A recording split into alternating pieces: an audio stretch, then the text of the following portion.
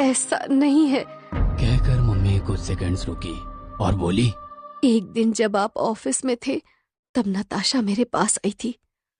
वो मुझसे फिर से झगड़ा करने लगी और फिर मुझे धमकी देने लगी कि वो पुलिस को जाकर सब कुछ बता देगी।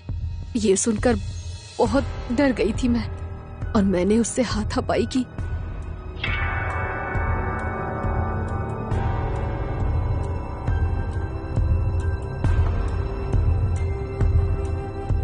फिर उसके हाथ पैर बांधकर स्टोर रूम में बंद कर दिया। मुझे बहुत ही गुस्सा आ रहा था कि एक नाजायज लड़की मेरे घर आकर मुझे धमकी दे रही है। मैंने उसको 3 दिनों तक उसी में बंद रहने दिया, जो कि उसके हाथ पैर भी बंधे हुए थे। इसीलिए तुम्हारे पापा को शक भी नहीं हुआ कि स्टोर रूम में कोई है। तीसरी रात जब तुम्हारे पापा मैनेजर की बर्थडे पार्टी में गए तब मैंने उसे खोलकर देखा तो वो मर चुकी थी।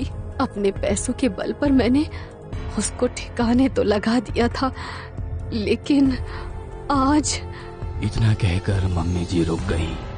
हम तीनों मम्मी के मुंह से ये बात सुनकर हैरान थे।